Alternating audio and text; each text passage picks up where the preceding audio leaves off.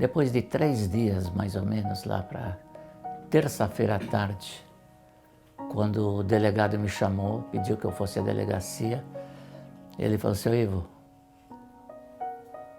eu vou ser franco para o senhor, nós vamos procurar seu filho morto. Ela saiu para ir para a escola por volta das 14h30 da minha casa, não chegou na escola e não voltou para casa. De onde a menina diz que elas se separaram, dá mais ou menos 120 metros de distância. E foi nesse trajeto que ela desapareceu. Muitas vezes nós temos motivações por trás, né, dos desaparecimentos. É bom esclarecer que legalmente o desaparecimento não é crime. Mas é claro que por trás de um desaparecimento nós podemos ter alguns crimes. A pessoa pode desaparecer porque foi sequestrada ou passou por um cárcere privado, ela pode desaparecer porque foi assassinada.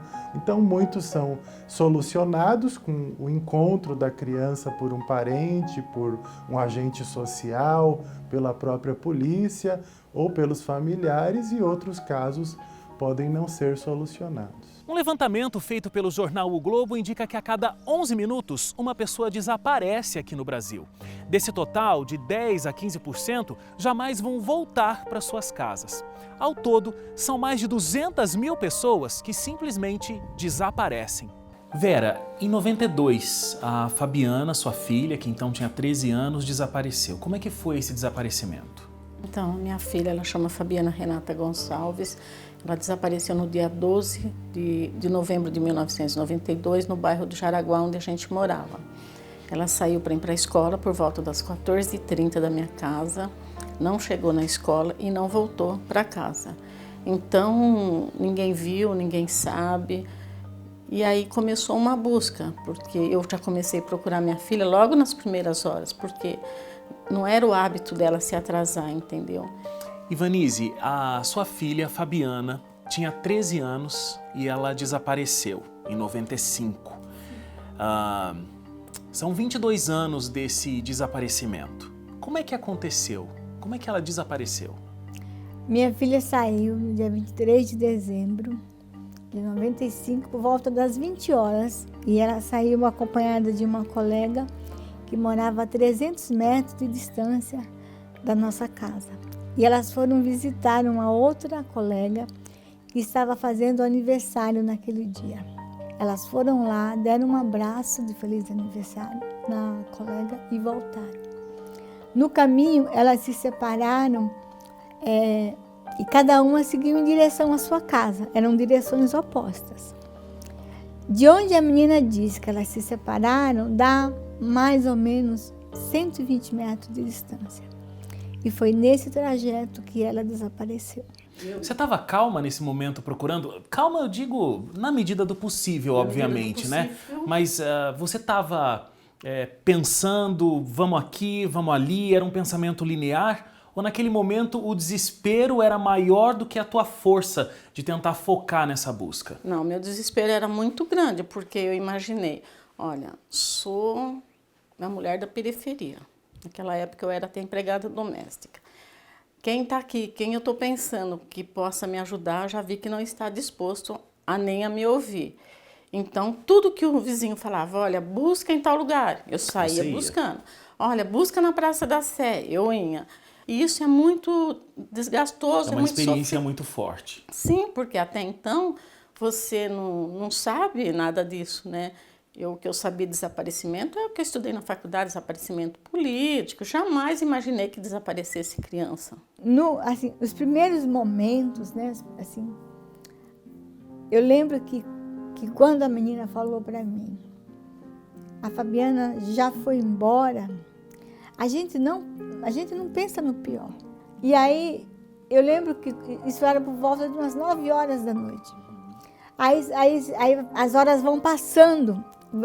E você vai procurando e ninguém fala, ninguém sabe, ninguém viu, e aí a ficha começa a cair. Temos aí essa preocupação maior, né? Porque crianças e adolescentes, elas são mais vulneráveis, né, aos desaparecimentos e às situações de risco, a exploração sexual, a violência urbana, né, as várias formas de violações de direitos humanos podem ocorrer a partir de um desaparecimento de uma criança e adolescente. Então, esses são os casos que geram um drama maior e geram também uma sensibilização maior da sociedade. Há 32 anos, no dia 8 de junho de 1985, um caso envolvendo um jovem desaparecido viria a sensibilizar todo o Brasil. O escoteiro Marco Aurélio sumiu quando tinha apenas 15 anos. E as causas que levaram a esse desaparecimento ainda são um total mistério. Como é que o seu filho, o Marco Aurélio, que era escoteiro, tinha 15 anos e desapareceu? Surgiu a ideia, o escotismo é um desafio de vida sempre. E aí surgiu a ideia de se fazer uma jornada, eu não gosto de dizer escalada, ao Pico dos Marins, que era o mais alto do estado de São Paulo, com 2.219 metros de altitude. Porque lá vão crianças de 8, 10 anos, pequenos assim, desde que acompanhados por um guia. E nós decidimos, nesta casa, aqui, que faríamos esta jornada ao Pico dos Marins. Começamos assim, num grupo de 16, 17 pessoas, inclusive eu era para ter ido. E depois, por uma questão de atividades profissionais, o grupo foi se reduzindo e ficou a 4 garotos e o líder. Garotos de 15 anos e o líder de 37 anos. Eles seguiam por um caminho errado. Voltou à base e seguiu aí o caminho certo. A gente chegou aqui no início da trilha do Pico dos Marins. Foi aqui, nessa região, onde a Kombi que trazia os escoteiros estacionou e eles acamparam nesse local aqui na noite anterior, onde eles começariam no próximo dia a fazer a trilha. Para chegar aqui, a gente passou por 12 quilômetros de uma estrada de chão, a gente ficou mais ou menos 1 hora dentro do carro para chegar até esse local. Até o ponto em que aconteceu o desaparecimento do Marco Aurélio, a gente tem uma caminhada de mais ou menos 1 hora, 1h30. Para chegar até o pico aqui dos Marins, seriam mais ou menos umas 3 horas caminhando até o topo. Então você vai acompanhar com a gente esse caminho a partir de agora.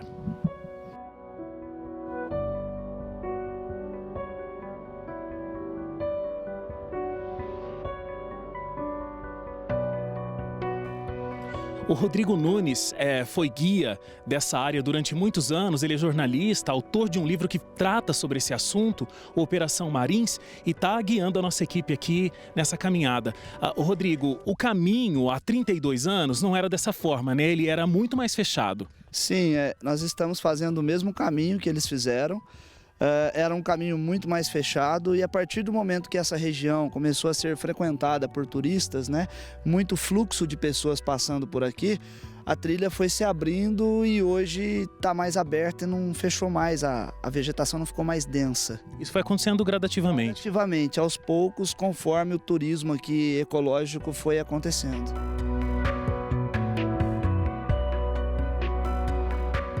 Nós estamos a 1.200 metros de altitude aqui no Pico dos Marins. A ideia era atingir 2.422 metros, o topo. Mas eles não passaram dessa fase aqui da escalada. Marco Aurélio estava junto com mais 3 colegas escoteiros e o líder do grupo. Eles não ultrapassaram essa fase porque um dos escoteiros ele se machucou nessa pedra, por esse caminho. Foi quando o líder decidiu então que eles não seguiriam com o desafio. Marco Aurélio, segundo consta nos relatos, ele pediu para que fosse à frente, para que abrisse o caminho da mata, para que depois os outros passassem com mais facilidade. Marco Aurélio nunca mais foi visto. E esse era um desafio muito especial, porque era o último passo para que Marco Aurélio se tornasse um escoteiro sênior. O que era para ser uma grande aventura se tornou, na verdade, um grande pesadelo, não só para Marco Aurélio, mas para toda a família e inclusive até hoje. Quando foi que esse desaparecimento causou uma sensação de desespero no senhor? Foi imediatamente ou foi depois? Depois de 3 dias, mais ou menos, lá para terça-feira à tarde, quando o delegado me chamou, pediu que eu fosse à delegacia, ele falou: seu Ivo, eu vou ser franco para o senhor. Nós vamos procurar seu filho morto, porque 3 dias. E aí, como é ouvir de uma autoridade dizendo: a partir de agora nós vamos procurar o seu filho morto e não mais vivo? É um choque.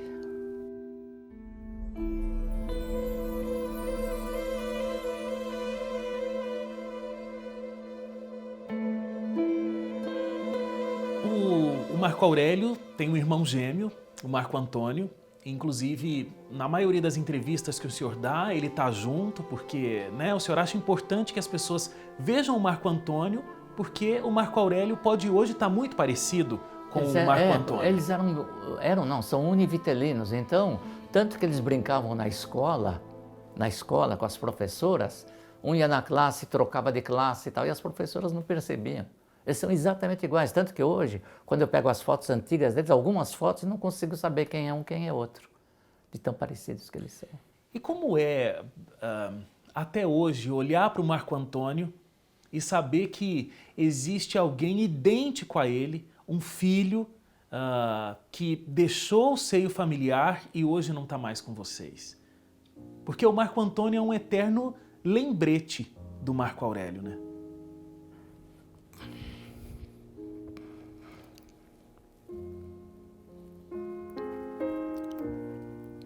Esse é um sentimento único, seu. Piores dias, dia do aniversário. Você tem que fazer festa para um, bolo para um, dar presente para um, sem saber. Natal, quando a gente sempre reunia a família. Mas faz parte da história, não é? Não há como mudar isto. Mas é um sentimento muito meu, muito meu.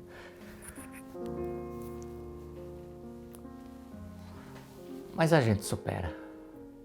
Diversos jornais do Brasil tiveram suas manchetes tomadas pelo misterioso sumiço do jovem Marco Aurélio. A comoção pelo caso foi nacional e acabou reunindo pessoas em todos os cantos do país para tentar encontrar o escoteiro desaparecido. Eu disse que o caso do desaparecimento do Marco Aurélio é um dos mais misteriosos do mundo e também é uma das maiores buscas de desaparecimento de uma criança que já aconteceu no Brasil, né? Para você ter uma ideia, Michel Temer, na época, era secretário da Segurança em São Paulo. Eu, através de um amigo da Jovem Pan, aqui de São Paulo, fui lá falar com o Michel Temer. Ele falou: Ivo, a delegacia de desaparecidos não tem recursos, não tem nenhuma viatura. E o Michel ainda foi, ele falou: olha, você fica com o telefone da minha casa. Eu tenho o telefone da casa do Michel Temer, na época. Então, e padres, freiras, psicólogos, espeleólogos, alpinistas, tivemos 3 equipes de alpinistas. O COI, Comando de Operações Especiais do Exército, mandou 3 equipes lá. Uma foi, voltou, a segunda foi. Sabe quando desaparece alguém na mata? Eles vão lá e acham.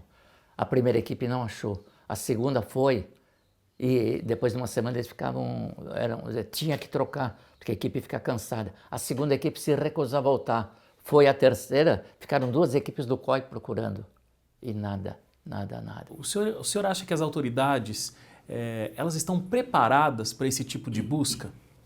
Na verdade, essas buscas não têm ocorrido, só em casos que têm uma grande repercussão na própria imprensa, que acabam sensibilizando a opinião pública, é que a polícia acaba se dedicando. Mas, em geral, não há investigação, não existem buscas. É muito diferente de outros países, como os Estados Unidos, por exemplo, possui o chamado alerta Amber. Então, uma criança desaparece, a família faz um boletim de ocorrência e imediatamente aquela notícia do desaparecimento vai para um cadastro nacional e as fotos, os dados sobre o desaparecimento começam a entrar em em ônibus, né, em estações de metrô, em estações rodoviárias, em aeroportos, já começa, e as pessoas recebem no SMS, ó, criança desaparecida, com a foto, com os dados da ocorrência, recebem mensagens pela internet. Então, existe todos os setores são aí comunicados para que toda a sociedade se envolva na busca da criança desaparecida, o que não acontece no Brasil. Aqui são iniciativas muito isoladas, né? Por parte de alguns familiares, por parte de algumas organizações não governamentais. Ô Vera, o desaparecimento aconteceu em 92. Sim. Em 96, você, juntamente com a Ivanise, vocês fundaram uma ONG chamada Mães da Sé. Essa ONG é conhecidíssima no Brasil inteiro, um trabalho pioneiro de tentar fazer uma divulgação de crianças desaparecidas para que elas possam ser encontradas. Exatamente. Me conta um pouco desse momento. Eu passei a trabalhar numa empresa depois de um tempo, e num dia eu folheando o jornal, eu vi uma matéria que a Glória Pérez ia fazer uma novela e debatia o desaparecimento. Até então eu nunca tinha conseguido divulgar a minha filha, a não ser naquele jornal que tinha antigamente, né, que mandava uma fotinha. Aí eu já liguei para lá e quis saber. E a pessoa que me atendeu falou, olha, nós vamos fazer uma gravação aqui na Praça da Cinelândia e vem uma mãe de São Paulo, então vou te dar o telefone, você liga para ele e vem vocês duas. E aí a gente combinou e fomos ao Rio. E lá, numa conversa informal com um grupo de mães que se chamava as Mães da Cinelândia, nós perguntamos a elas como foi que nasceu aquele trabalho. Esse grupo que acontecia no Rio de Janeiro. Sim, e aí elas falaram que elas começaram com 3 mães, elas já estavam organizadas há 3 anos, e aí a gente resolveu fazer a mesma coisa. Nós temos no Brasil também o trabalho de ONGs, né? Talvez a mais conhecida seja a ONG Mães da Sé. Essas atitudes realmente contribuem para que crianças sejam encontradas, para que esses números de crianças desaparecidas diminuam? Sim, a própria ONG Mães da Sé, que surgiu a partir de uma novela de um grande canal de televisão na década de 90, e isso foi aos poucos ganhando, né, força, e elas passaram a se reunir aos domingos nas escadarias da Praça da Sé, com as fotos dos filhos desaparecidos, e isso gerou uma forte sensibilização da opinião pública. Então, é uma entidade que ajudou a reencontrar milhares, principalmente de crianças e adolescentes que desapareceram a partir de divulgações por redes sociais, por e-mails. A gente tem 42% de pessoas localizadas. Esse resultado ele só é possível graças às parcerias que a gente tem com a iniciativa privada, né? As redes sociais hoje, ela é uma ferramenta e um agente facilitador na localização de pessoas desaparecidas. Nós fazemos um trabalho de forma coletiva, porque nós não temos poder de investigar. Quem vai investigar o desaparecimento é a polícia, são as autoridades. Então, quando eu recebo uma denúncia, eu formalizo a denúncia e encaminho para quem é de direito, para quem vai, de fato, buscar e vai investigar a informação. Bom, e aí que praticamente 10 anos depois da criação da ONG Mães da Sé, você funda uma nova ONG, a Mães em Luta, onde o principal foco não é somente a divulgação de imagens de crianças desaparecidas, mas é trabalhar na prevenção para que crianças não desapareçam mais. Exatamente. Como é esse trabalho? O que pode ser feito para que exista essa prevenção e menos crianças possam desaparecer? Eu acredito que a prevenção ela tem que ser feita porque hoje já se fala que são 200 mil crianças por ano que desaparecem, 70% disso são crianças em conflitos familiares. Então, são todos taxados como desaparecidos. Só que há muita diferença. As crianças que têm conflitos familiares, o jovem que tem conflitos familiares, eles começam a desaparecer lentamente dentro de casa, você entendeu? Então a gente tem que trazer isso para os pais, uma conversa. Hoje a gente pensa muito em dar as coisas para o filho, mas a gente esquece de limite e responsabilidade, você está entendendo? Poucos pais sentam para conversar com os filhos, para saber como é seu dia, quem são seus amigos, por onde você anda. E isso é o que a Mães em Luta vem com esse projeto proporcionar. Doutor, olha, o senhor é membro do Movimento Nacional pelos Direitos Humanos e presidente da Comissão da Infância e da Juventude da OAB de São Bernardo do Campo. Então, o senhor já viu vários casos acontecendo, situações muito delicadas. O que o senhor sente com relação a isso? O que movimenta, o que motiva essas pessoas a continuarem procurando por esses entes queridos, por essas pessoas, mesmo depois de tanto tempo do desaparecimento? Sempre há esperança ainda de que elas sejam encontradas? Uma mãe que perde um filho, ela nunca vai desistir de tentar reencontrar aquele filho. Aquilo acaba se tornando o principal objetivo da vida dela, né? Ela deixa até de lado outras questões, às vezes deixa emprego, deixa de até cuidar dos outros filhos o tempo todo, integralmente, buscando aquele filho, aquela filha que desapareceu. Então isso é um instinto, né, maternal ou paternal que essas pessoas têm. Seu Ivo, eu gosto muito de perguntar para as pessoas que eu entrevisto qual é o grande sonho da vida delas. Não preciso te perguntar, porque esse sonho está muito latente. É encontrar o Marco Aurélio, né? Tá com ele novamente. Como é que alguém pode entrar em contato se tiver alguma pista sobre onde está o Marco Aurélio? Bom, eu sempre digo assim, por exemplo, se alguém ligar para a TV e perguntar, escuta, como é que eu faço para entrar em contato com o seu Ivo? Podem dar meu telefone e meu endereço. A minha esperança hoje é justamente os amigos da imprensa, a divulgação. Sem isso, eu não poderia fazer nada. 20 anos depois, qual é o seu sentimento? Aquele desespero e aquela angústia daqueles primeiros momentos em que você havia percebido realmente alguma coisa de muito ruim aconteceu. Sim. Ela desapareceu. Hoje, esse sentimento ele já é cicatrizado? Não. Essa ferida, ela não cicatriza nunca. Ela é isso é pior que a morte. Tem gente que fala assim, quando me encontra, você ainda tem esperança de encontrar sua filha? Sim.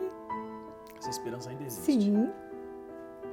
O meu coração de mãe diz que a minha filha está viva em algum lugar desse planeta. Mas, Ivanise, não é um pouco enlouquecedor ficar tentando imaginar onde é que ela está, o que aconteceu, quais foram os caminhos ao longo desses 22 anos? Isso passa pela sua cabeça? Como é conviver com esses pensamentos? Não é fácil. Não é fácil, mas é isso que nos mantém viva. Entendeu? Ao mesmo tempo que é difícil imaginar, é essa esperança que te mantém em pé. Que mantém viva. São 25 anos desde o desaparecimento da Fabiana. O que te leva, Vera, a continuar buscando?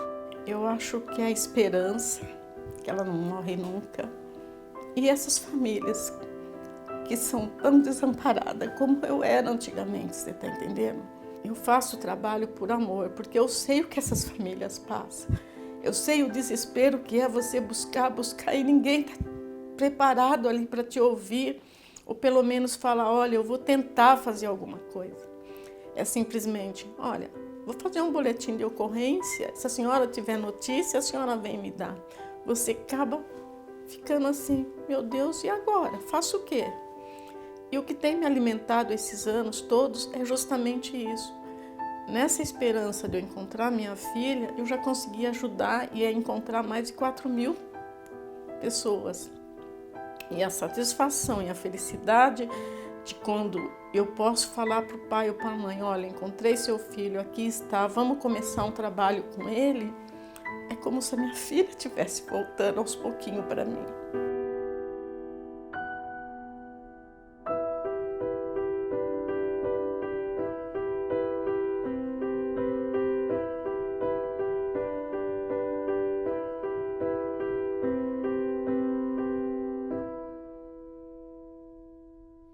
Eu quero agradecer muito a cada família que aceitou conversar com a gente sobre esse assunto tão difícil, que é ter alguém desaparecido na família. Você viu na reportagem que tanto a Ivanise como a Vera realizam um trabalho de conscientização e ajuda na busca dessas pessoas. Para conhecer mais sobre o projeto da Ivanise, a ONG Mães da Sé, você pode entrar no site mãesdacé.org.br. Tem também a ONG Mães em Luta, fundada pela Vera. A Mães em Luta também tem um site que é mãesemluta.org.br. Você também viu na reportagem que o Ivo sempre está disposto a receber qualquer pista sobre o seu filho. Então você pode ligar para esse telefone que aparece aqui no vídeo.